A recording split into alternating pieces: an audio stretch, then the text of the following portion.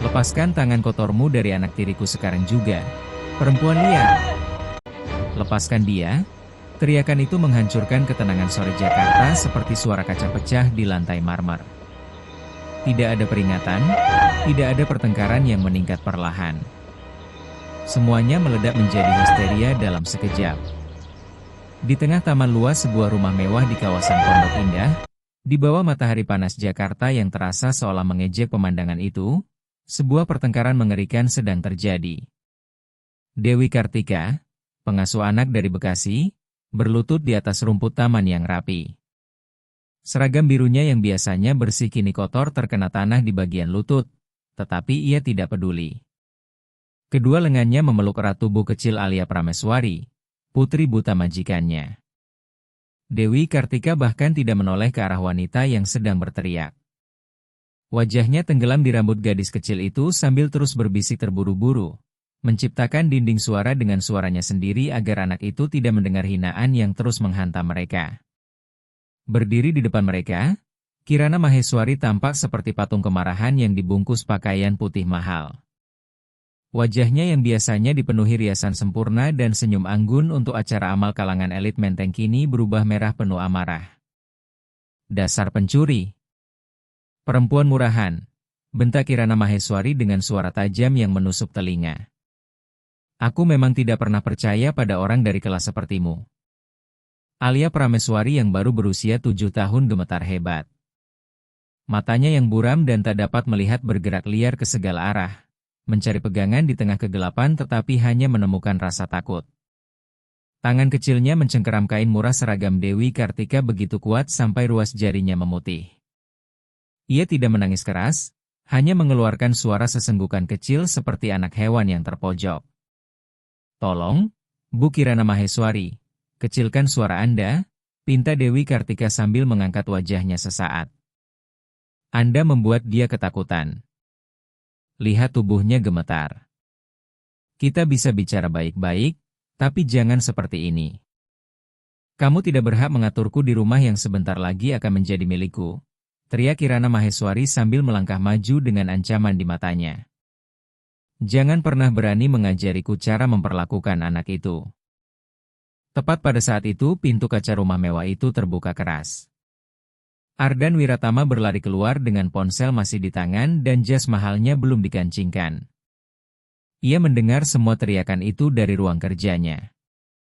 Melihat Ardan Wiratama seperti melihat pria yang memiliki segalanya di rekening bank tetapi tidak memiliki apapun di dalam hati. Sejak istrinya meninggal, ia berubah menjadi mesin pencetak uang yang membayar orang lain untuk mencintai putrinya. Ia berhenti mendadak ketika melihat pemandangan di depannya. Tunangannya, wanita elegan yang akan dinikahinya sebulan lagi, sedang mengamuk seperti orang kehilangan akal, sementara pengasuh yang biasanya diam dan selalu menyajikan kopi untuknya kini berlutut di tanah sambil melindungi putrinya seperti sedang berada di medan perang. Apa yang sebenarnya terjadi di sini? Suara Ardan Wiratama terdengar berat seperti petir. Syukurlah kamu datang, Ardan Wiratama, seru Kirana Maheswari sambil memegang dada. Perempuan ini monster. Ardan Wiratama menatap Dewi Kartika. Pengasuh itu tidak berdiri, masih memeluk erat gadis kecil itu. Alia Prameswari bahkan menyembunyikan wajahnya di leher Dewi Kartika begitu mendengar suara ayahnya. Pemandangan itu terasa seperti tamparan keras bagi Ardan Wiratama. Putrinya sendiri mencari perlindungan pada pengasuh, bukan pada dirinya.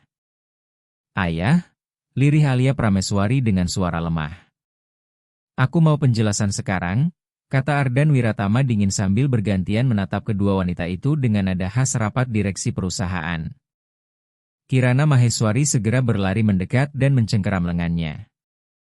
Aku menangkap dia basah-basahan, Ardan Wiratama. Aku datang ke taman membawa es teh manis untuk Alia Prameswari, mencoba menjadi ibu yang baik untuknya. Tapi aku melihat perempuan ini membentak anak itu hanya karena dia menumpahkan sedikit air. Dan itu belum semuanya. Kirana Maheswari berhenti sejenak dengan dramatis sebelum melanjutkan. Saat aku berteriak menyuruhnya melepaskan Alia Prameswari, aku melihat dia menyembunyikan sesuatu di saku celemeknya. Itu bros zamrud milikku, Ardan Wiratama. Bros pertunangan yang kamu berikan padaku.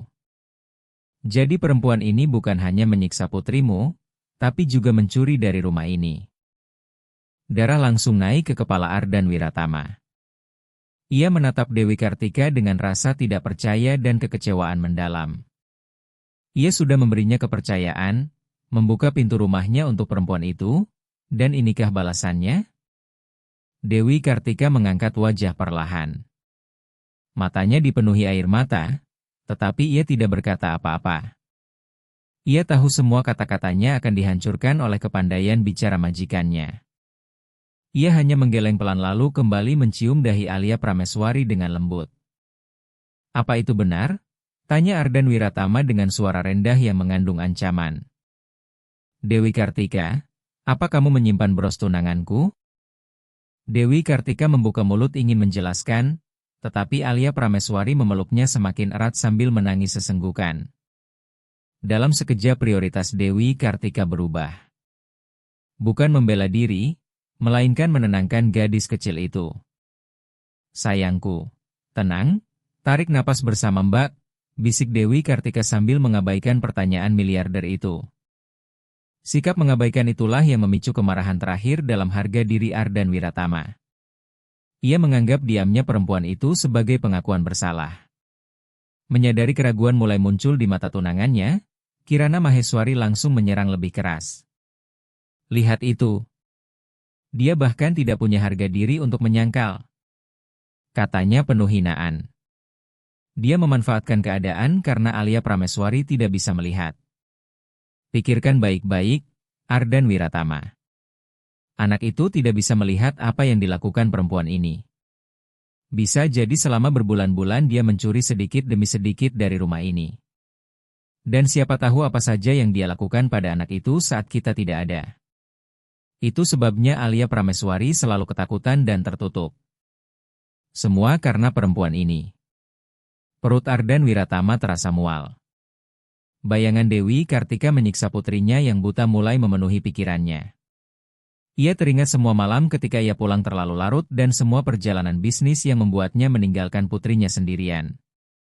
Berdiri, perintah Ardan Wiratama dingin. Dewi Kartika menurut perlahan sambil melepaskan pelukan kecil Alia Prameswari dari lehernya dengan hati-hati. Jangan pergi, Mbak Dewi Kartika, tangis gadis kecil itu. Aku di sini, sayang. Aku cuma berdiri, jawab Dewi Kartika lembut. Saat berdiri di hadapan Ardan Wiratama, tubuhnya tampak kecil dibanding sosok pria kaya itu. Pak Ardan Wiratama, kata Dewi Kartika sambil menjaga suaranya tetap tenang. Saya tidak mencuri apapun. Dan dengarkan saya baik-baik, saya tidak akan pernah menyentuh Nona Alia Prameswari dengan niat buruk. Dia seperti anak perempuan saya sendiri. Kurang ajar sekali. Potong Kirana Maheswari sambil tertawa sinis. Seperti anak sendiri? Tolong sadar diri. Kamu itu cuma pengasuh. Kami membayarmu untuk membersihkan rumah dan memberi makan anak itu, bukan bermain jadi ibu. Dan soal pencurian itu, Ardan Wiratama, periksa saja sakunya sekarang. Mata Ardan Wiratama langsung tertuju pada saku depan celemek Dewi Kartika.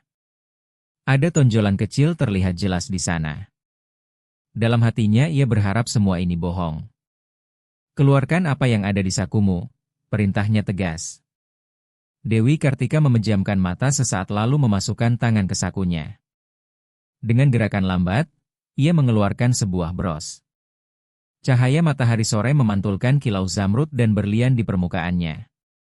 Bros itu benar-benar ada di tangannya. Kirana Maheswari langsung menjerit pura-pura terkejut sambil merebut bros itu. Lihat. Aku sudah bilang. Katanya penuh kemenangan. Dia mau membawanya pergi. Pasti menunggu hari libur untuk menjualnya di toko gadai murahan. Perut Ardan Wiratama terasa kosong. Bukti itu terlalu nyata. Ia bahkan tidak berhenti untuk bertanya kenapa bros itu ada di sana. Kemarahannya membutakan logika. Apa ada yang ingin kamu katakan? Tanya Ardan Wiratama penuh kecewa. Dewi Kartika menoleh ke arah Kirana Maheswari dan melihat senyum kemenangan yang berusaha disembunyikan wanita itu. Ia tahu kebenarannya. Beberapa menit sebelumnya, Kirana Maheswari sendiri yang meminta dirinya memegang bros itu dengan alasan pengaitnya longgar. Itu jebakan kejam. Tetapi jika ia menuduh tunangan majikannya sekarang tanpa bukti, ia hanya akan terlihat seperti pembohong yang putus asa. Bapak tidak akan percaya pada cerita saya, kata Dewi Kartika dengan kesedihan yang sangat dalam. Bapak sudah memilih siapa yang ingin dipercaya. Saya hanya mohon, lihatlah putri Bapak. Dia tahu siapa yang benar-benar mencintainya. Cukup sandiwaranya, potong Ardan Wiratama dingin.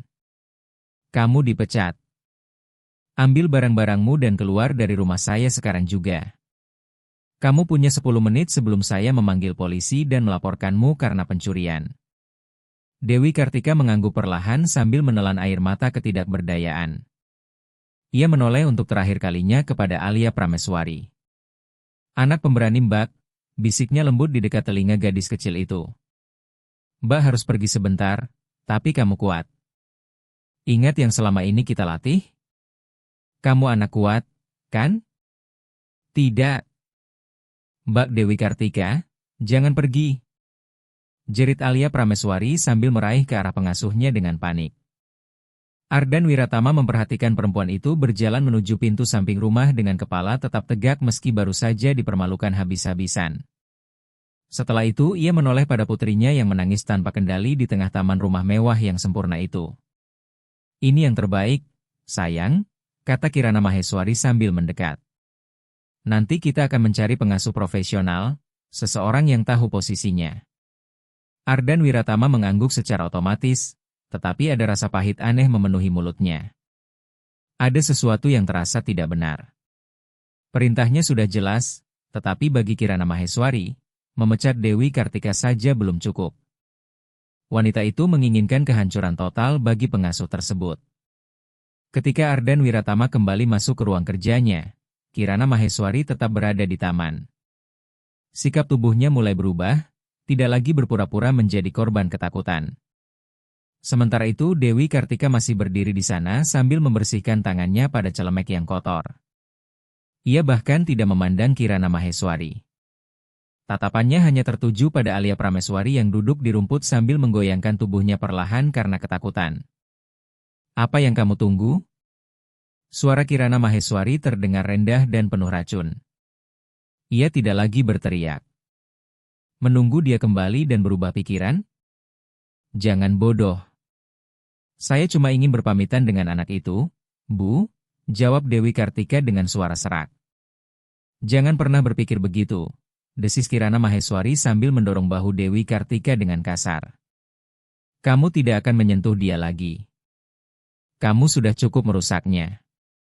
Kamu membuat dia bergantung padamu supaya pekerjaanmu aman. Kamu menjadikannya anak tidak berguna. Kedua tangan Dewi Kartika mengepal kuat. Tuduhan itu begitu kejam sampai terasa membakar darahnya. Dia bukan anak tidak berguna, jawabnya sambil menatap langsung wanita kaya itu. Dia anak cerdas yang hanya membutuhkan kasih sayang. Kirana Maheswari tertawa dingin. Kasih sayang? Kamu pikir itu yang kamu berikan? Kamu cuma pengasuh, Dewi Kartika. Kamu bisa diganti kapan saja. Besok akan ada perempuan lain berseragam biru membersihkan mulutnya. Dan dalam seminggu anak itu bahkan tidak akan mengingat namamu. Pada saat itu beberapa pegawai rumah mulai muncul di jendela. Pak Suryo si tukang kebun dan Bu Lastri sang koki memperhatikan dengan campuran takut dan penasaran. Tidak ada yang berani ikut campur. Menyadari ada penonton, Kirana Maheswari memutuskan membuat pertunjukan besar. Semuanya dengar. Teriaknya sambil berbalik ke arah para pegawai. Lihat baik-baik perempuan ini. Kami menangkapnya mencuri. Dia mengkhianati kepercayaan Pak Ardan Wiratama. Jadikan ini pelajaran untuk kalian semua. Dewi Kartika merasakan rasa malu membakar wajahnya hingga ke telinga. Mereka semua adalah rekan-rekannya, Orang-orang yang selama ini berbagi kopi dan cerita dengannya. Itu tidak benar, bisiknya pelan. Dipandu suara Kirana Maheswari, Alia Prameswari berdiri dengan tubuh limbung sambil merentangkan tangan ke udara kosong. Mbak Dewi Kartika orang baik. Teriak gadis kecil itu sambil memutar kepalanya ke segala arah. Dia tidak mencuri apapun. Kamu sendiri yang memberikan bros itu padanya, Bu Kirana Maheswari. Aku mendengarnya. Keheningan yang muncul setelah itu terasa mencekam seperti kuburan. Gadis kecil buta itu baru saja melemparkan kebenaran seperti bom di tengah taman. Wajah Kirana Maheswari memucat sesaat, tetapi kebenciannya bergerak lebih cepat daripada rasa takutnya. Ia melangkah cepat menuju Alia Prameswari lalu mencengkeram lengan kecil gadis itu dengan kasar. Diam, anak bodoh. Bentaknya tepat di depan wajah Alia Prameswari. Kamu bingung? Bagaimana kamu bisa tahu apa yang terjadi kalau kamu bahkan tidak bisa melihat apapun di depan hidungmu? Lepaskan dia. Teriak Dewi Kartika spontan sambil berlari maju untuk memisahkan mereka.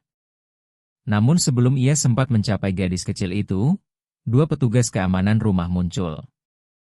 Singkirkan perempuan itu dari sini. Perintah Kirana Maheswari sambil menunjuk Dewi Kartika. Dia mencoba menyerang saya. Kalian lihat sendiri bagaimana dia menerjang saya. Kedua petugas keamanan langsung menangkap kedua lengan Dewi Kartika. Tidak. Saya cuma mau dia melepaskan anak itu. Teriak Dewi Kartika sambil meronta-ronta. Begitu mendengar keributan dan suara pergulatan itu, Alia Prameswari langsung panik total. Alia Prameswari mulai menjerit histeris sambil menjatuhkan tubuhnya ke lantai rumput. Ayah! Ayah! Tolong aku! Teriaknya di sela tangis yang tersendat-sendat. Namun Ardan Wiratama tetap berada di ruang kerjanya, tidak menyadari kekerasan yang sedang terjadi di luar. Dewi Kartika diseret oleh para petugas keamanan sementara Alia Prameswari terus berteriak putus asa di taman rumah mewah itu. Benar-benar sendirian. 15 menit kemudian suasana berpindah ke pintu utama rumah. Ardan Wiratama akhirnya keluar dari ruang kerjanya, bukan karena mendengar keributan, melainkan karena menyadari tiba-tiba semuanya menjadi sunyi. Di lantai marmer depan rumah, Dewi Kartika berdiri sambil memegang koper tua dan kantong plastik sederhana. Di sampingnya para petugas keamanan menunggu perintah terakhir. Sementara itu Kirana Maheswari berdiri di tangga atas sambil mengamati semuanya seperti ratu yang sedang menikmati eksekusi seseorang. Ini uang pesangonmu, kata Ardan Wiratama sambil mengulurkan amplop putih tebal. Ia memasukkan uang lebih banyak dari yang diwajibkan hukum. Itu caranya membeli ketenangan hati sendiri. Dewi Kartika memandang amplop itu lama. Uang sebanyak itu bisa dipakai berbulan-bulan untuk membantu keluarganya yang sakit di Bekasi. Tetapi menerima uang itu terasa seperti menerima suap untuk bungkam. Perlahan Dewi Kartika mengangkat tangannya. Ardan Wiratama mengira ia akan menerima amplop itu. Tetapi perempuan itu justru mendorong tangan pria itu kembali. Saya tidak mau uang Anda, Pak Ardan Wiratama, katanya dengan suara tegas. Pekerjaan saya di rumah ini tidak dibayar dengan uang. Saya dibayar dengan senyum putri Anda, satu-satunya cahaya di rumah yang gelap ini. Simpan saja rupiah Anda. Pakai uang itu untuk membeli seseorang yang tahan hidup bersama kebohongan tunangan Anda, karena kasih sayang tidak bisa dibeli. Ardan Wiratama membeku dengan amplop masih menggantung di udara. Belum pernah ada orang yang menolak uangnya. Kurang ajar sekali. Teriak Kirana Maheswari dari tangga. Usir dia sekarang juga, Ardan Wiratama. Tepat saat itu terdengar suara benda jatuh dan bunyi tongkat mengetuk lantai. Alia Prameswari muncul di lorong sambil berjalan sempoyongan sendirian, menabrak meja dan kursi. Rambutnya berantakan dan wajahnya bengkak karena terlalu lama menangis. Mbak Dewi Kartika. Teriak gadis kecil itu sambil merentangkan tangan ke depan. Aku dengar suara Mbak, jangan pergi. Ardan Wiratama memandang putrinya. Anak itu bertelanjang kaki, rapuh, dan tampak hancur secara emosional.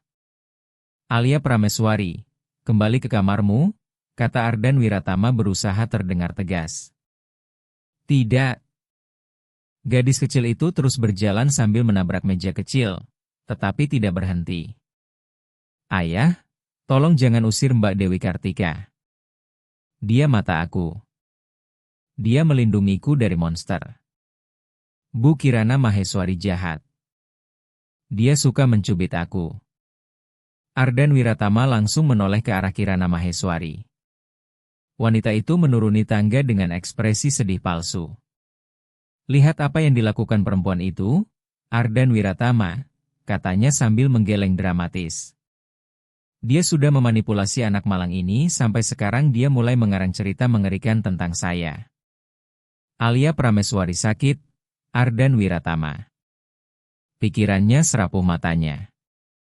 Dia butuh disiplin, bukan pengasuh yang memenuhi kepalanya dengan fantasi dan ketakutan. Ardan Wiratama menatap Dewi Kartika, lalu Kirana Maheswari, dan akhirnya Alia Prameswari yang memeluk kaki pengasuhnya erat-erat. Sebagian dari dirinya tahu putrinya tidak berbohong. Tetapi mengakui itu berarti mengakui bahwa ia telah membawa seorang penyiksa masuk ke dalam hidupnya sendiri. Jauh lebih mudah mempercayai kebohongan nyaman daripada kenyataan menyakitkan.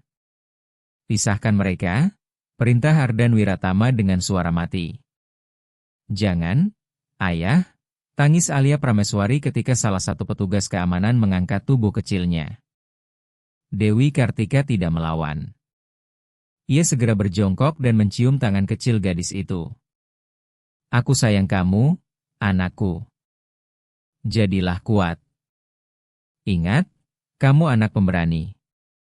Jangan biarkan cahaya dalam dirimu padam, bisiknya lembut. Bawa dia keluar. Bentak Ardan Wiratama, tidak sanggup menahan semuanya lebih lama lagi. Para petugas keamanan mendorong Dewi Kartika menuju pintu utama rumah. Gerbang kayu besar itu terbuka perlahan. Dewi Kartika melangkah satu kali lalu berhenti. Ia menoleh untuk terakhir kalinya kepada Ardan Wiratama. Tidak ada kebencian di matanya, hanya rasa kasihan yang sangat dalam.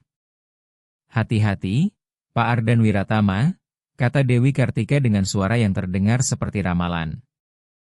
Kebutaan putri Anda adalah kebutaan fisik yang masih bisa disembuhkan oleh hati, tetapi kebutaan Anda adalah kebutaan jiwa. Dan itu akan menghancurkan keluarga ini jika Anda tidak segera membuka mata. Keluar! Teriak Kirana Maheswari. Gerbang kayu besar itu tertutup keras dengan suara menghentak. Di dalam rumah, Alia Prameswari mengeluarkan jeritan kesakitan yang begitu murni lalu tiba-tiba tubuh kecilnya lemas di pelukan petugas keamanan. Ardan Wiratama hanya berdiri menatap pintu kayu yang sudah tertutup rapat. Dadanya terasa kotor dan sesak. Akhirnya tenang juga, kata Kirana Maheswari dengan napas lega. Sekarang kita bisa memulai semuanya dari awal, sayang. Aku akan mencarikan sekolah asrama terbaik untuk Alia Prameswari. Kata sekolah asrama menghantam hati Ardan Wiratama, tetapi ia tidak menjawab apapun. Ia baru saja membuat kesalahan terbesar dalam hidupnya. Suara gerbang yang tertutup ternyata bukan akhir dari konflik, melainkan awal bencana yang sesungguhnya. Tepat ketika pintu kayu itu tertutup rapat, tubuh kecil Alia Prameswari mulai kejang hebat. Matanya memutih dan busa tipis keluar dari sudut bibirnya. Tekanan mental yang luar biasa membuat sistem saraf kecilnya kolaps. Pak! Anak itu! Teriak salah satu petugas keamanan, pria besar yang terlatih menghadapi penyusup tetapi tak berdaya menghadapi tubuh rapuh seorang anak sakit. Ardan Wiratama langsung menoleh saat mendengar teriakan itu. Ketika melihat putrinya kejang-kejang di lantai, dunia seakan berhenti. Semua uang dan kekuasaannya runtuh dalam 1 detik. Lakukan sesuatu. Raungnya dengan suara pecah. Panggil ambulans. Kirana Maheswari, bantu dia. Tetapi Kirana Maheswari justru melompat mundur dengan wajah jijik. Menjijikan, teriaknya sambil menutup mulut. Taruh dia di lantai. Jangan kotori karpet. Reaksi dingin wanita itu menghantam kesadaran Ardan Wiratama seperti palu besi. Saat itulah terdengar gedoran keras di pintu utama. Buka pintunya. Suara Dewi Kartika terdengar dari balik kayu tebal. Saya tahu apa yang terjadi padanya. Biarkan saya masuk atau dia akan mati kehabisan napas. Ternyata Dewi Kartika belum pergi. Begitu mendengar keheningan aneh yang diikuti teriakan panik dari dalam rumah, naluri keibuannya membuatnya tetap berdiri di depan gerbang. Ia tahu Alia Prameswari sering mengalami serangan saraf berat. Ardan Wiratama melihat wajah putrinya mulai membiru karena sulit bernapas. Lalu ia menoleh pada Kirana Maheswari yang berdiri jauh sambil terus berteriak memberi perintah tidak berguna. Buka pintunya, perintah Ardan Wiratama tegas. Biarkan dia masuk sekarang juga. Petugas keamanan segera membuka gerbang dan Dewi Kartika masuk seperti badai biru. Ia tidak melihat ke arah Ardan Wiratama maupun Kirana Maheswari. Ia langsung berlutut di lantai di samping Alia Prameswari. Lepaskan dia. Beri saya ruang. Perintahnya dengan wibawa yang belum pernah dilihat Ardan Wiratama sebelumnya. Dengan gerakan cepat namun penuh kasih, Dewi Kartika memiringkan tubuh gadis kecil itu, membuka saluran napasnya lalu mulai memijat titik-titik tertentu di leher dan tangannya sambil terus berbisik di telinganya dengan suara yang selama ini menjadi satu-satunya jangkar ketenangan bagi anak itu. Mbak ada di sini, sayang. Mbak Dewi Kartika ada di sini. Tarik napas, dengarkan suara Mbak. Perlahan kejang-kejang itu berhenti. Warna kembali ke pipi Alia Prameswari dan napasnya mulai stabil. Seluruh ruangan menjadi sunyi mencekam. Kirana Maheswari memecahkan kesunyian itu dengan suara sinis. Nah, dramanya sudah selesai. Sekarang setelah selesai jadi perawat, pergi lagi sana. Jangan bilang kamu masih ingin tinggal di rumah ini setelah mencuri. Dewi Kartika berhenti bergerak. Ada sesuatu yang berubah di matanya. Tidak ada lagi rasa takut ataupun kepasrahan.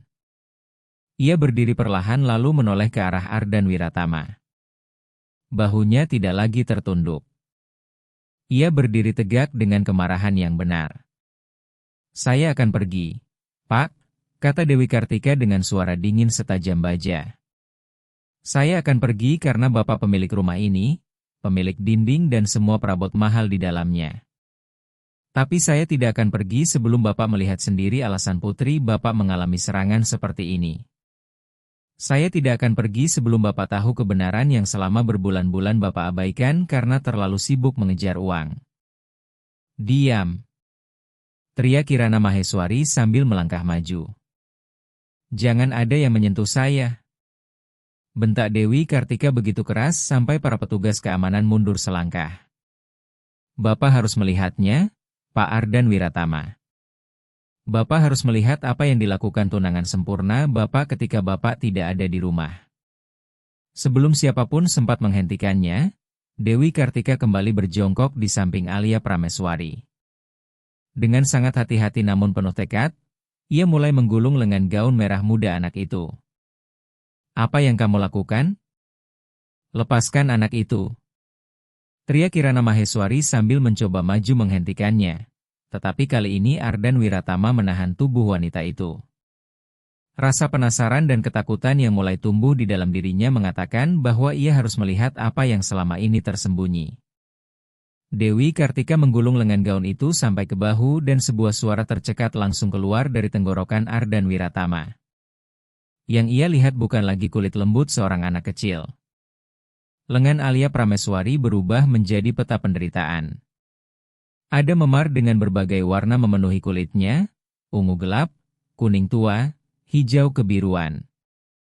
Tetapi yang paling mengerikan bukan warnanya, melainkan bentuknya. Bekas jari yang mencengkeram daging kecil itu dengan keras, bekas cubitan memutar, bahkan luka bakar kecil berbentuk lingkaran. Lihat baik-baik, Pak, kata Dewi Kartika sambil menunjuk memar yang masih baru. Yang ini dia buat tadi di taman hanya karena anak ini menumpahkan air. Dan lihat yang ini. Dewi Kartika mengangkat sedikit bagian rok gaun di kaki Alia Prameswari dan tampak lagi deretan memar lain. Kaki Ardan Wiratama langsung melemas sampai ia jatuh berlutut di samping putrinya. Dunia di sekelilingnya terasa berputar. Lihat saya, desak Dewi Kartika sambil menangis, kali ini bukan karena takut tetapi karena marah. Saya tidak mencuri bros Anda, Pak. Saya mengumpulkan uang sedikit demi sedikit dan menyembunyikannya untuk membeli tiket agar bisa membawa anak ini pergi jauh dari rumah ini, jauh dari dia, karena saya tahu Bapak tidak akan percaya pada saya. Saya tidak mencuri perhiasan. Saya sedang mencoba mencuri anak ini dari kematian. Pengakuan itu jatuh di ruangan seperti beton besar yang menghantam semua orang. Ternyata pencurian itu bukan karena keserakahan, melainkan usaha putus asa menyelamatkan seorang anak.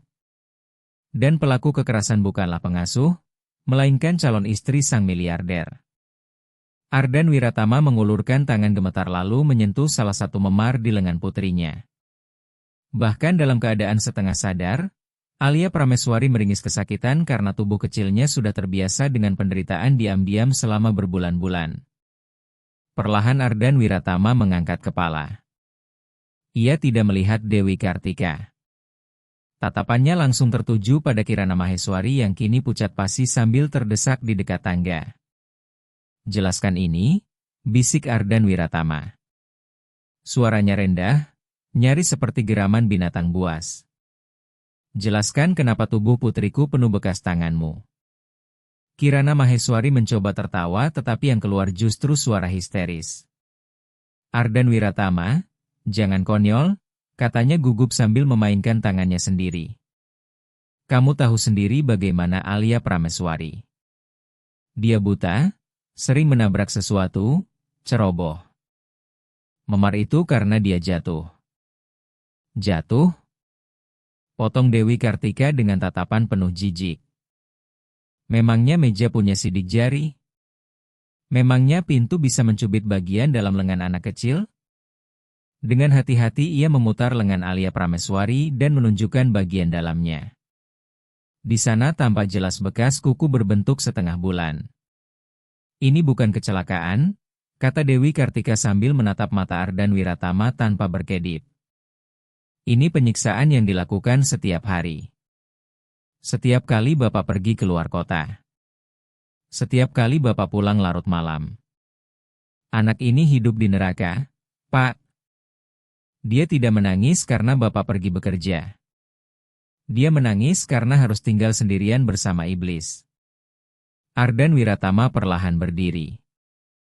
Perubahan di wajahnya sangat mengerikan. Kesedihan menghilang dan digantikan oleh kesadaran brutal yang menusuk. Semua potongan akhirnya tersusun sempurna di kepalanya. Sikap tertutup Alia Prameswari, hilangnya nafsu makan, ketakutannya pada suara keras, dan obsesi Kirana Maheswari untuk mengirimnya ke sekolah asrama. Kamu bilang ingin menganggapnya sebagai anak sendiri, kata Ardan Wiratama sambil berjalan mendekati Kirana Maheswari perlahan seperti predator yang mengejar mangsa terpojok. Kirana Maheswari mundur sampai punggungnya membentur dinding. Aku sudah mencoba, teriaknya sambil kehilangan kendali. Tapi itu mustahil. Dia beban, Ardan Wiratama. Lihat saja dia. Anak itu tidak berguna. Selalu memecahkan barang, mengotori semuanya. Kamu tidak perlu mengurusnya seharian karena kamu pergi ke perusahaan mewahmu. Aku yang harus menghadapi air liurnya dan mata matinya yang terus menatapku. Keheningan setelah pengakuan itu terasa memekakan telinga. Kirana Maheswari langsung menutup mulutnya sendiri ketika sadar apa yang baru saja ia katakan. Ardan Wiratama berhenti hanya setengah meter di depannya. Mata mati, ulangnya perlahan dengan rasa sakit menusuk di dada. Jadi begitu caramu melihat putriku? Sebagai barang rusak? Ardan Wiratama, dengarkan aku. Mohon Kirana Maheswari sambil mencoba menyentuh lengannya. Aku melakukan semua ini demi kita. Demi hidup normal. Anak itu menghalangi kebahagiaan kita. Dia seharusnya tinggal bersama orang-orang seperti dirinya, jauh dari orang normal dan terhormat. Orang terhormat?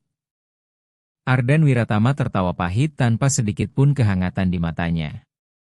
Satu-satunya orang baik di rumah ini baru saja diseret oleh petugas keamananku sendiri dan dituduh pencuri saat dia sedang menyelamatkan nyawa putriku.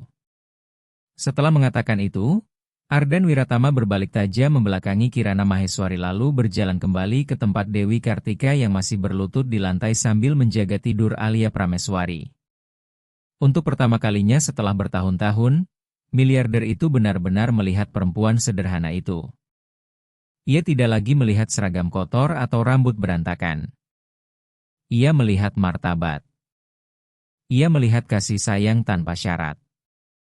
Dewi Kartika, suara Ardan Wiratama pecah.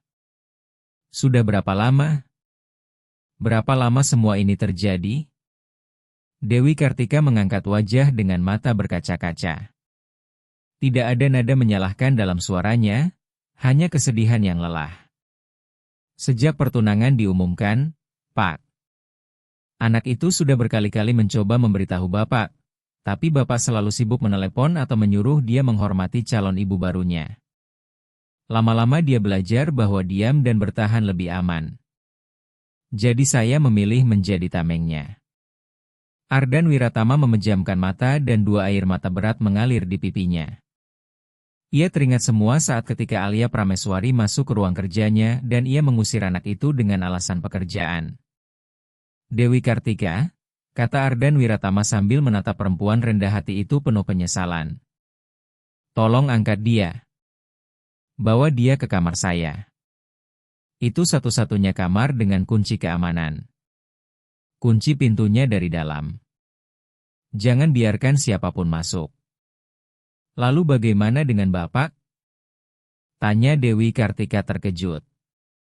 Ardan Wiratama berdiri perlahan lalu merapikan jasnya.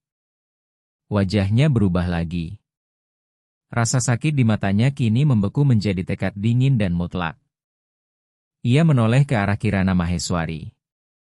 Saya harus membuang sampah, katanya pelan. Kalimat itu menggantung di udara seperti ancaman terakhir yang tidak bisa dibatalkan. Dalam sekejap Kirana Maheswari mengerti bahwa ia bukan hanya kehilangan pertunangan, tetapi juga telah menciptakan musuh yang sangat berbahaya. Dewi Kartika tidak menunggu perintah kedua. Dengan kekuatan yang seolah muncul dari naluri seorang ibu, ia mengangkat tubuh Alia Prameswari ke dalam pelukannya. Tubuh gadis kecil itu sangat ringan. Berbulan-bulan hidup dalam ketakutan telah merampas nafsu makannya. Dewi Kartika menyandarkan kepala anak itu di bahunya lalu mulai menaiki tangga marmer rumah besar itu. Sepatu lamanya terlihat begitu kontras dengan kemewahan rumah tersebut, tetapi pada saat itu ia berjalan dengan wibawa lebih agung daripada ratu manapun. Ardan Wiratama berdiri diam di tengah aula rumah sambil memperhatikan perempuan yang baru saja ia pecat setengah jam lalu. Untuk pertama kalinya dalam hidupnya, tirai emas yang selama ini menutupi matanya benar-benar runtuh. Ia melihat sekeliling rumah. Vas impor mahal, lukisan besar di dinding, karpet mewah, semua hal yang membuatnya bekerja 12 jam sehari kini tampak seperti sampah dingin yang tidak berguna. Ardan Wiratama, suara Kirana Maheswari memecah lamunannya. Pria itu menurunkan pandangannya dari tangga menuju wanita yang berdiri beberapa meter darinya. Kirana Maheswari sedang merapikan dirinya di depan cermin, memperbaiki penampilan sempurnanya seolah-olah kenyataan kotor tentang penyakit Alia Prameswari telah mencemari dirinya. Kontras itu terasa begitu kejam. Ardan Wiratama menatap tangan wanita itu. Kuku yang dirawat sempurna, kulit lembut, cincin berlian mahal, tangan yang selama ini hanya tahu menunjuk dan meminta. Dan kini ia tahu tangan itulah yang mencubit kulit lembut seorang anak buta. Lalu ia teringat tangan Dewi Kartika. Merah karena deterjen, kasar dengan kuku pendek, tetapi tangan kasar itulah yang selalu memeluk putrinya dengan kasih sayang tanpa batas. Ia merasa mual melihat kenyataan itu. Kamu benar-benar membiarkan perempuan itu masuk ke kamar pribadimu? Tanya Kirana Maheswari sambil menunjukkan wajah jijik. Tempat tidur itu memakai spray premium impor, Ardan Wiratama. Anak itu tadi mengeluarkan air liur dan perempuan itu bau dapur. Ardan Wiratama menatapnya tanpa berkedip. Otaknya mulai memutar ulang setiap kejadian selama 6 bulan terakhir. Saat Alia Prameswari tidak mau makan siang, Kirana Maheswari berkata anak itu keras kepala. Bohong. Anak itu takut makan karena terus dihina. Saat Alia Prameswari jatuh dari tangga, Kirana Maheswari bilang dia ceroboh. Bohong. Wanita itu yang mendorongnya.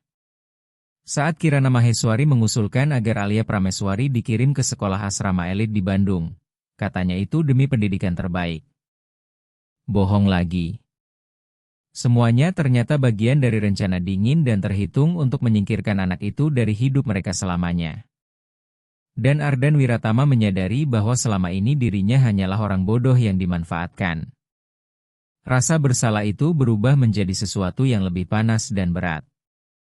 Kemarahan seperti gunung berapi mulai naik dari ujung kakinya, memenuhi seluruh tubuhnya. Dengan langkah lambat, Ardan Wiratama berjalan menuju meja kecil tempat Kirana Maheswari meletakkan tas mewahnya. Tanpa mengatakan apapun, ia mengambil tas itu lalu membalikannya. Semua isi tas jatuh berhamburan di lantai marmer dengan suara keras, kosmetik mahal, kunci mobil, ponsel, dan dompet berserakan ke segala arah. Apa yang kamu lakukan? Teriak Kirana Maheswari histeris. Makeup itu mahal. Ardan Wiratama menendang benda-benda itu hingga semakin berantakan lalu berjalan mendekati wanita itu. Bros itu, katanya pelan. Suaranya begitu rendah sampai Kirana Maheswari harus menahan napas untuk mendengarnya. Bros yang katanya dicuri Dewi Kartika. Berikan padaku. Secara refleks Kirana Maheswari memegang dadanya sendiri. Sudah ada padaku, sayang. Aman kok.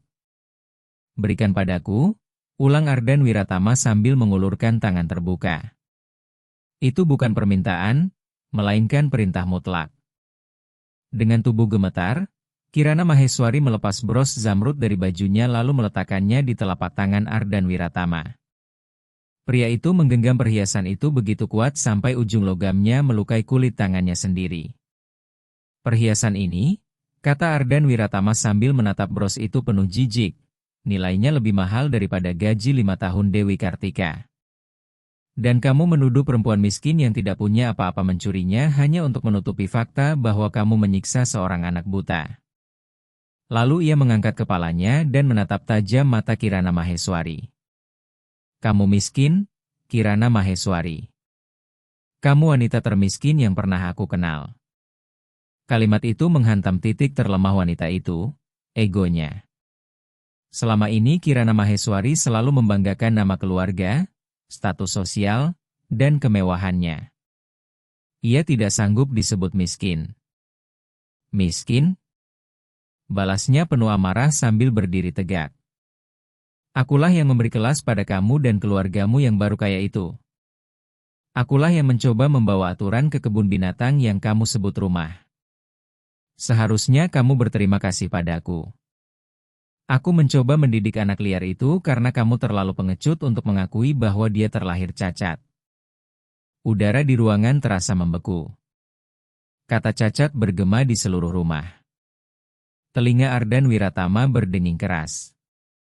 Ulangi lagi, tantangnya dengan suara gemetar bukan karena takut, tetapi karena ia berusaha mati-matian agar tidak menampar wanita itu.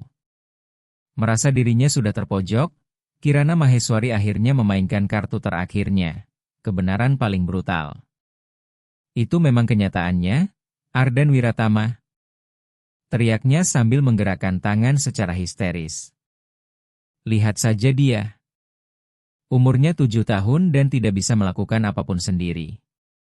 Dia ngompol, ketakutan, menjerit, menangis, memecahkan barang. Kamu pikir itu hidup normal? Kamu pikir aku, wanita muda dan cantik, Pantas menghabiskan hidup membersihkan air liur dan menuntun anak buta berjalan di taman? Aku mau menikah denganmu untuk jalan-jalan, menikmati hidup, bukan menjadi pengasuh bagi kesalahan genetikmu. Ardan Wiratama memejamkan mata sesaat. Pengakuan itu sangat kejam, tetapi sekaligus membebaskan.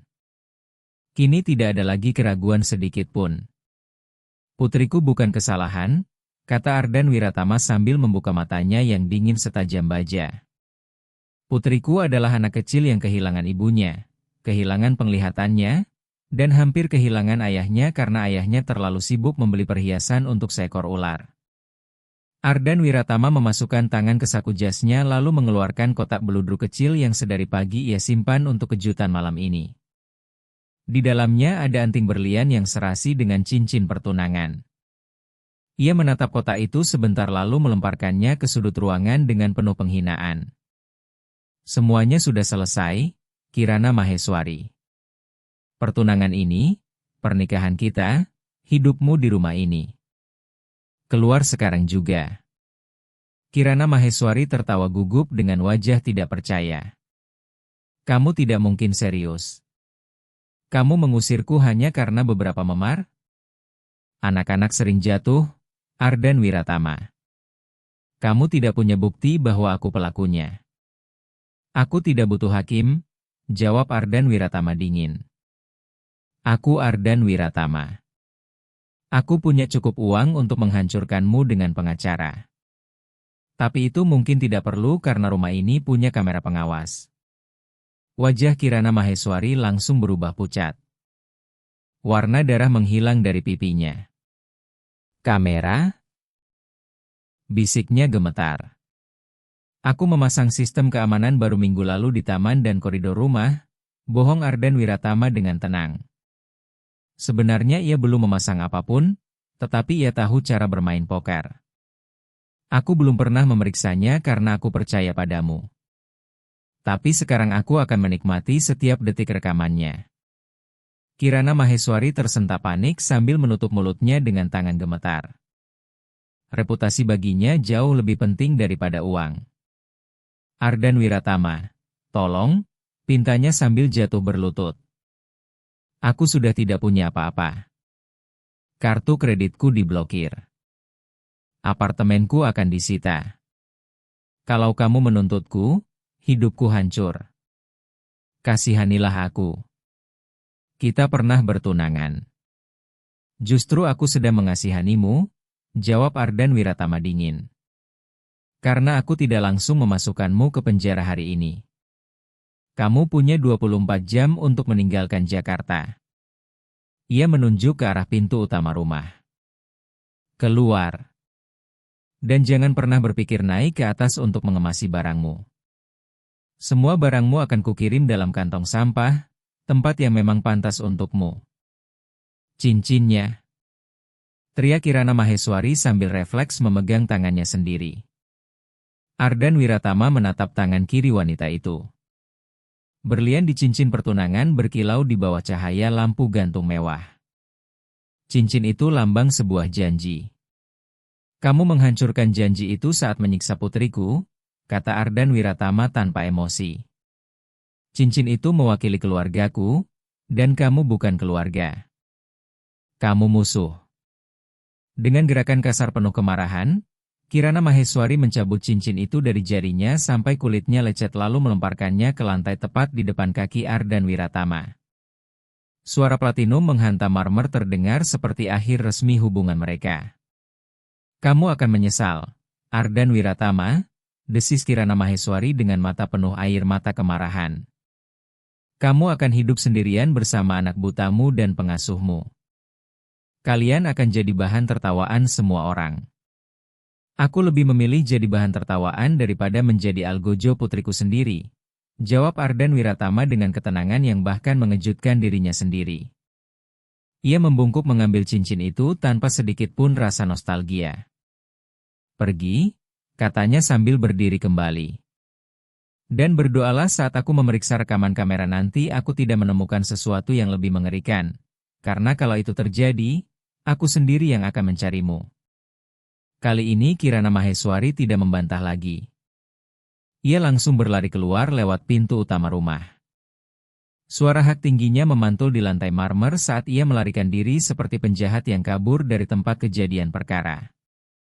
Ardan Wiratama berdiri di ambang pintu sambil melihat mantan tunangannya masuk ke mobil sport mewah lalu pergi dengan ban berdecit keras.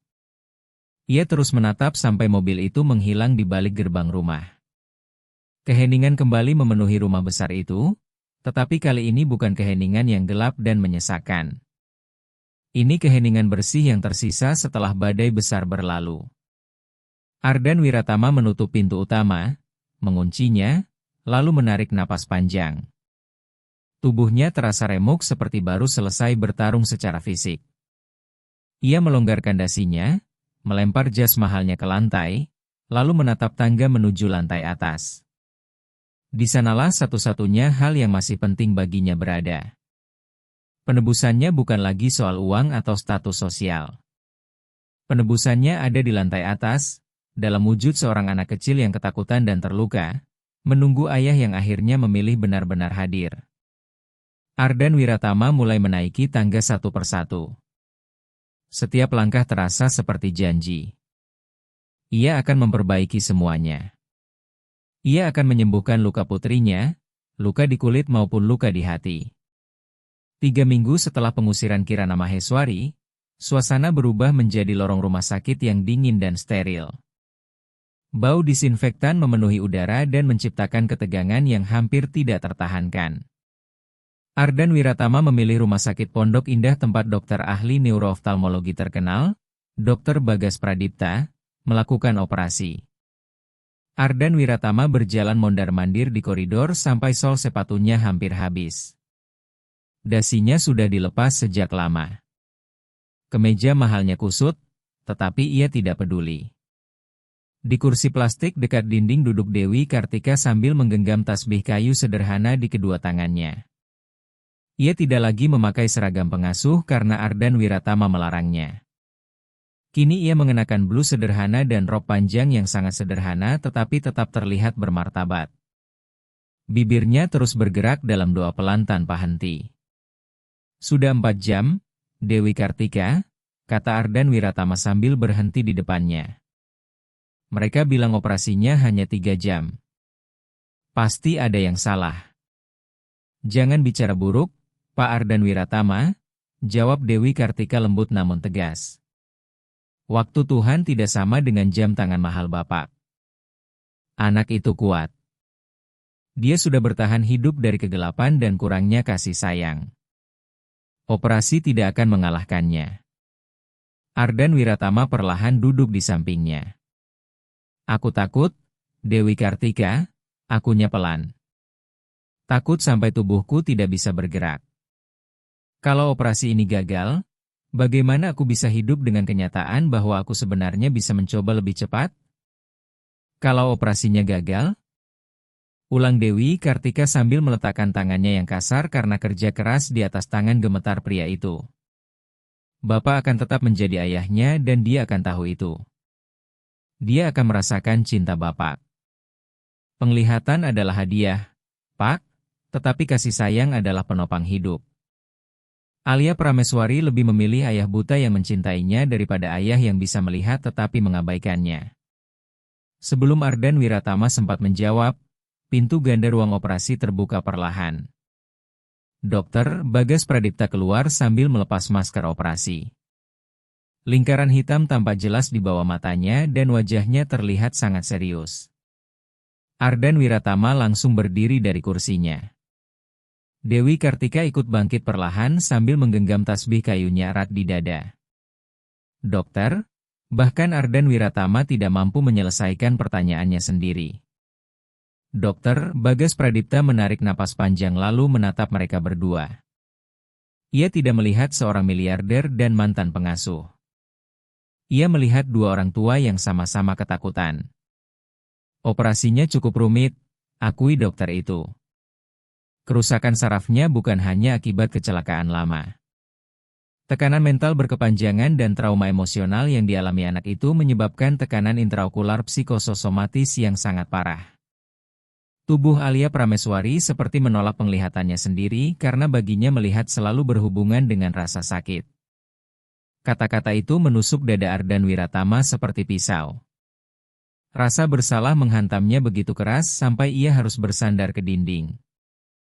Lalu, tanya Dewi Kartika sambil melangkah maju dengan harapan besar di matanya. Kami berhasil mengurangi tekanan pada saraf matanya, jawab Dokter Bagas Pradipta dan senyum kecil yang lelah muncul di wajahnya. Secara operasi, semuanya berhasil. Tetapi, kata tetapi menggantung di udara seperti hukuman mati. Dia baru mulai sadar dari anestesi dan sekarang sangat panik. Dia tidak berteriak karena rasa sakit fisik, melainkan ketakutan. Obat penenangnya tidak bekerja karena adrenalin dalam tubuhnya terlalu tinggi. Dia harus segera tenang atau tekanan darahnya bisa membuat jahitan di matanya pecah. Jika itu terjadi, dia bisa kehilangan penglihatannya selamanya dalam hitungan menit. Dokter itu menatap Ardan Wiratama lurus-lurus. Saya butuh seseorang masuk ke sana. Seseorang yang bisa menenangkannya. Seseorang yang sangat dia percaya. Mata Ardan Wiratama langsung tertuju pada Dewi Kartika. Masuklah. Dia mencintaimu.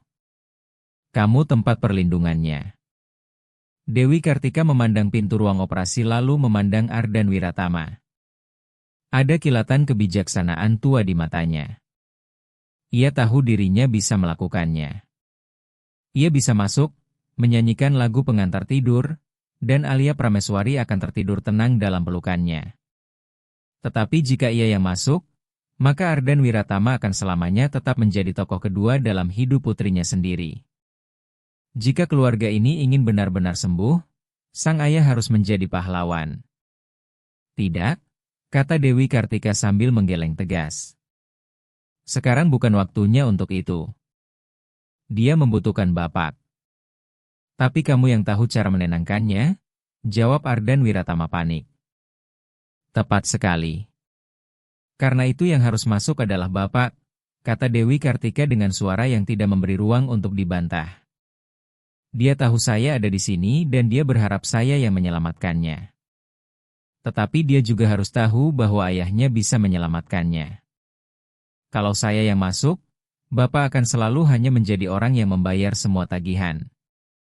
Tetapi kalau Bapak yang masuk dan berhasil menenangkan dia, maka Bapak akan benar-benar menjadi ayahnya untuk selamanya. Bagaimana kalau aku gagal? Bisik Ardan Wiratama dengan ketakutan yang sangat nyata. Bapak tidak akan gagal, jawab Dewi Kartika sambil mendorongnya perlahan ke arah pintu. Karena Bapak mencintainya, dan cinta tidak pernah gagal. Pergilah, Pak Ardan Wiratama. Pergi jemput putri Bapak.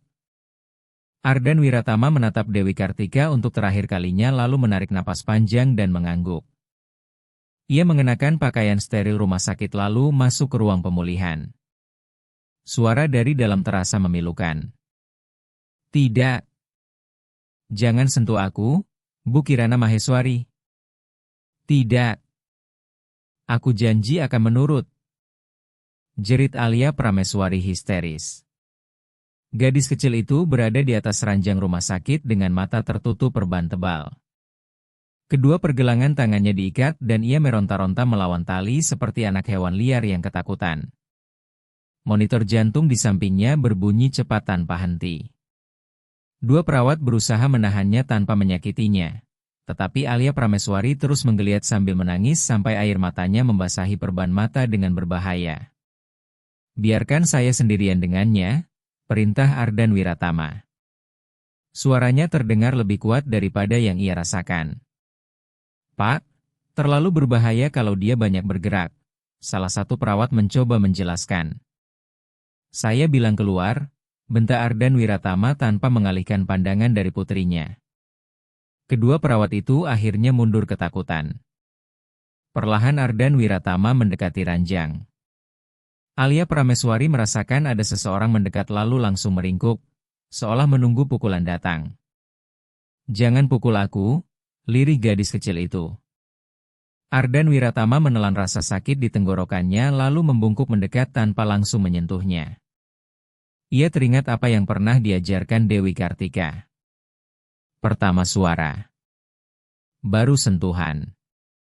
Dengan suara berat dan fals yang jauh dari lembutnya suara Dewi Kartika, Ardan Wiratama mulai bernyanyi pelan. Ia menyanyikan lagu Nina Bobo yang selama ini sering ia dengar samar-samar dari balik pintu kamar putrinya. Tidurlah anakku kecilku matahari, malaikat menjagamu dan ayah ada di sini. Tubuh Alia Prameswari langsung membeku. Gadis kecil itu berhenti melawan tali pengikatnya lalu memalingkan wajah ke arah suara itu. Ayah? Tanyanya terengah-engah. Iya, sayang. Ini ayah. Ardan Wiratama terus berbicara dengan suara semakin pelan sampai berubah menjadi bisikan menenangkan. Tidak ada lagi Bu Kirana Maheswari. Dia sudah pergi. Monster-monster itu sudah pergi. Sekarang kamu ada di rumah sakit. Dokter memperbaiki mata kecilmu. Sakit? Aku takut. Semuanya gelap. Isa Alia Prameswari pelan. Namun detak jantungnya mulai menurun perlahan.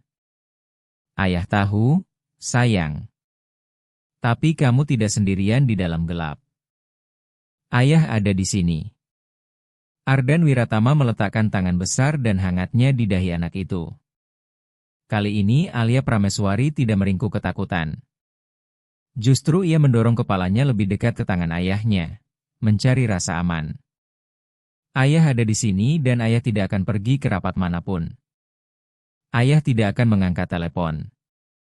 Ayah akan tetap di sini sampai kamu sendiri yang menyuruh ayah pergi. Kalau Mbak Dewi Kartika? Tanya gadis kecil itu dengan suara mulai berat karena efek obat bius. Mbak Dewi Kartika ada di luar sedang berdoa untuk kita.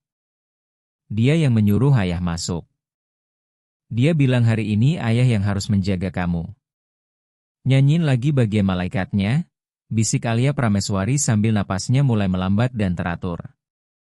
Pada saat itu, Ardan Wiratama, pria yang selama hidupnya menaklukkan bisnis miliaran rupiah dan menghadapi direksi perusahaan besar tanpa rasa takut, sadar bahwa inilah momen paling penting dalam hidupnya. Ia terus bernyanyi sambil membelai rambut putrinya dan perlahan monitor jantung berubah dari alarm merah menjadi garis hijau tenang penuh kedamaian. Dari jendela kecil di pintu ruang pemulihan, Dewi Kartika memperhatikan semuanya diam-diam. Satu air mata jatuh di pipinya. Itu bukan air mata sedih, melainkan air mata karena misinya akhirnya selesai. Ia melihat bagaimana sang ayah mencium dahi putrinya yang tertutup perban dan bagaimana gadis kecil itu akhirnya tertidur dengan rasa aman dan percaya. Tugasnya sebagai jembatan telah selesai. Sekarang pekerjaan sesungguhnya sebagai keluarga baru saja dimulai. 4 hari kemudian, rumah mewah di Pondok Indah dipenuhi cahaya redup buatan. Semua tirai ditutup sesuai perintah dokter. Hari itu akhirnya tiba, hari pelepasan perban mata. Suasana di ruang utama terasa menegangkan. Tidak ada tamu, tidak ada pesta. Hanya orang-orang penting yang hadir, Ardan Wiratama, Dewi Kartika, Dr. Bagas Pradipta, dan di belakang beberapa pegawai rumah yang ikut menunggu dengan gugup. Alia Prameswari duduk di kursi besar sambil memegang kacamata hitam khusus di pangkuannya. Ardan Wiratama berlutut di depan putrinya sambil menggenggam kedua tangan kecilnya. Sementara Dewi Kartika berdiri di belakang kursi dengan satu tangan lembut di bahu gadis itu.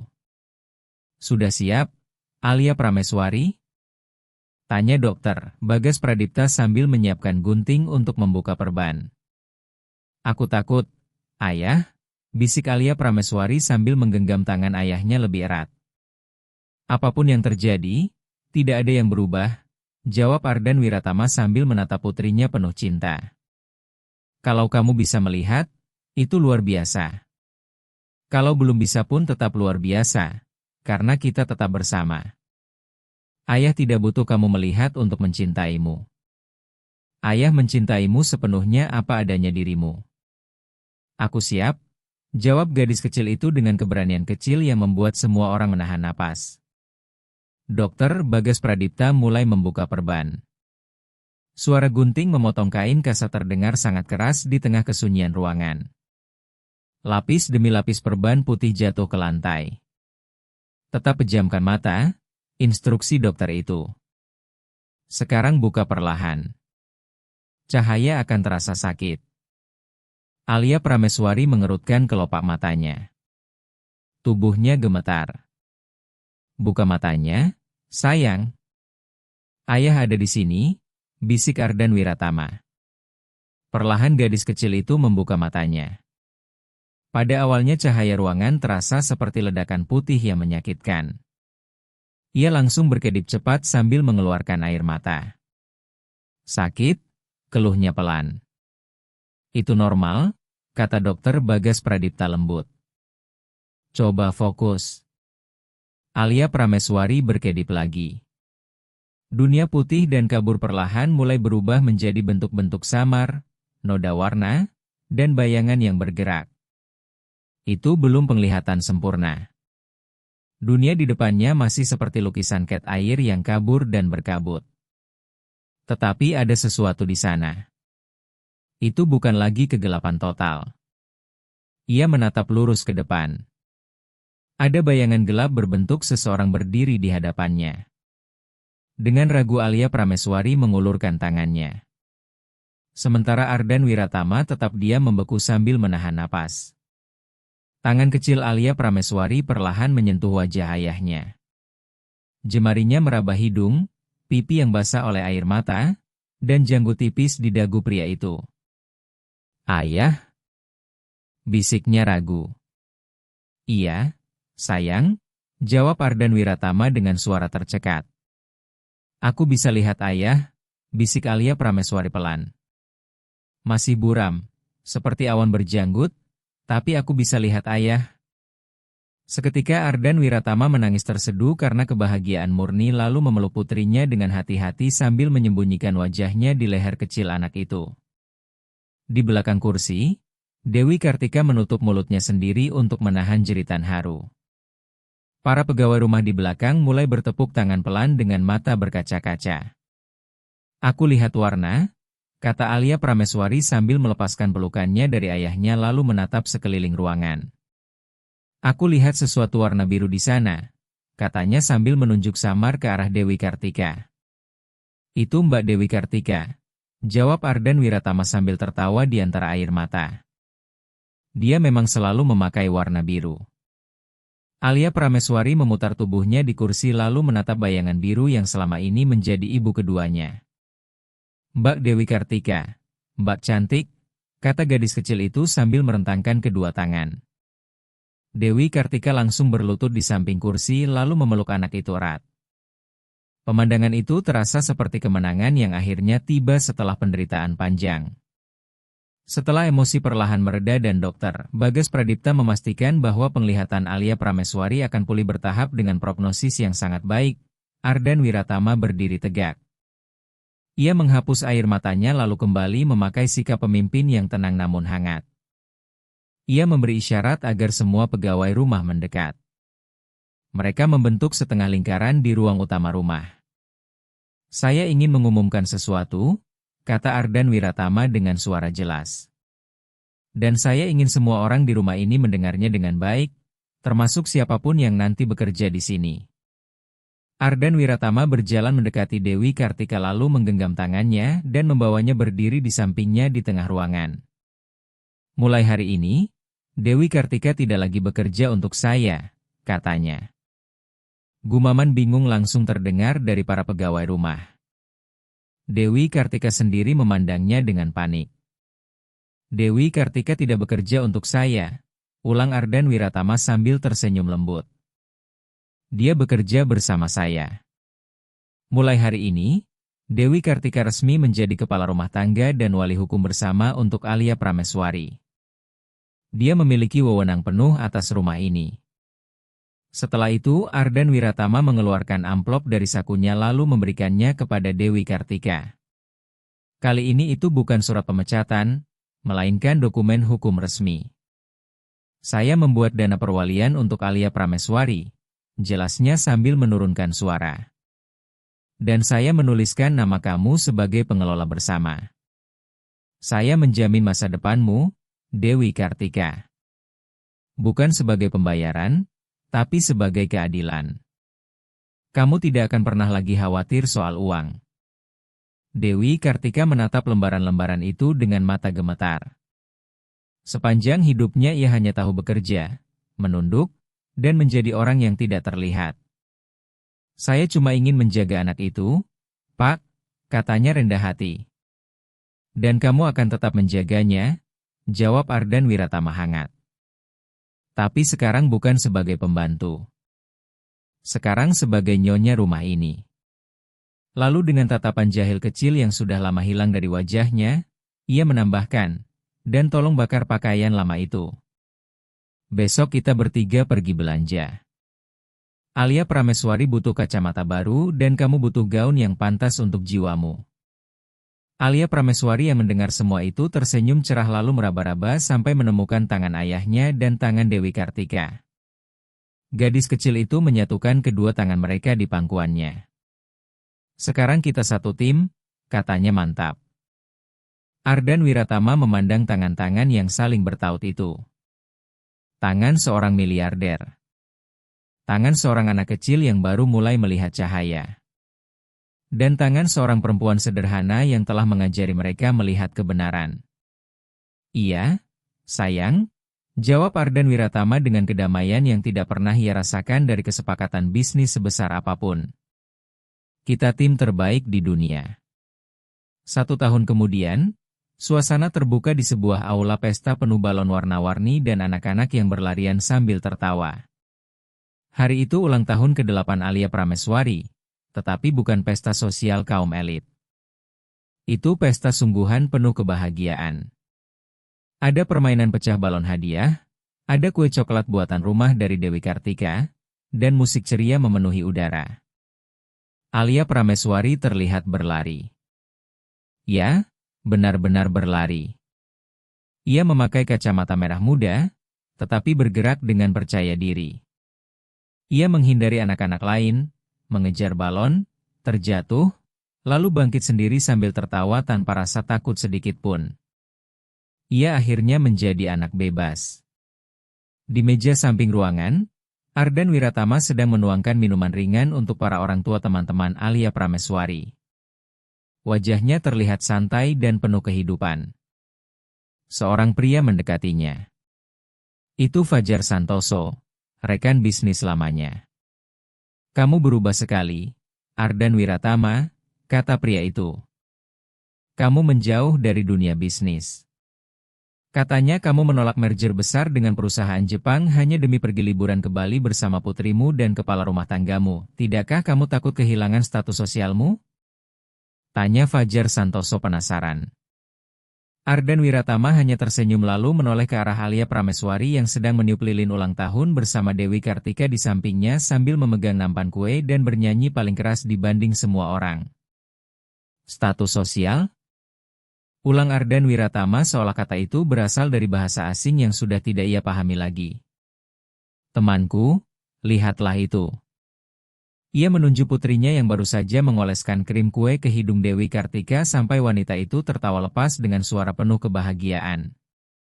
Dulu aku punya miliaran rupiah di bank dan pulang ke rumah kosong tempat putriku takut padaku. Sekarang mungkin jumlah nol di rekeningku lebih sedikit, tapi ketika aku pulang, rumah ini penuh suara, penuh kekacauan, dan penuh cinta. Aku tidak kehilangan status. Aku justru mendapatkan hidup. Setelah mengatakan itu, Ardan Wiratama meninggalkan rekan bisnisnya lalu berjalan ke tengah pesta.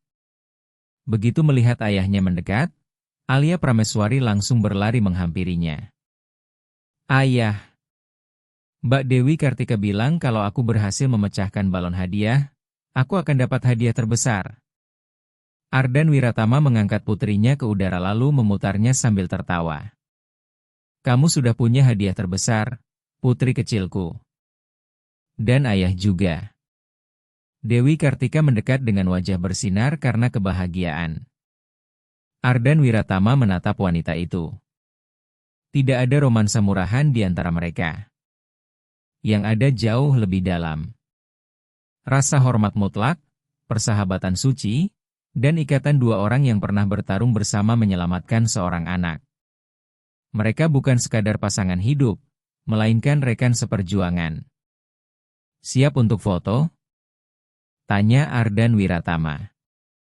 Dewi Kartika mengangguk lalu berdiri di sampingnya. Fotografer pesta langsung berteriak, "Katakan keluarga." "Keluarga!" teriak mereka bertiga bersamaan. Kilatan kamera menyala dan membekukan momen itu untuk selamanya.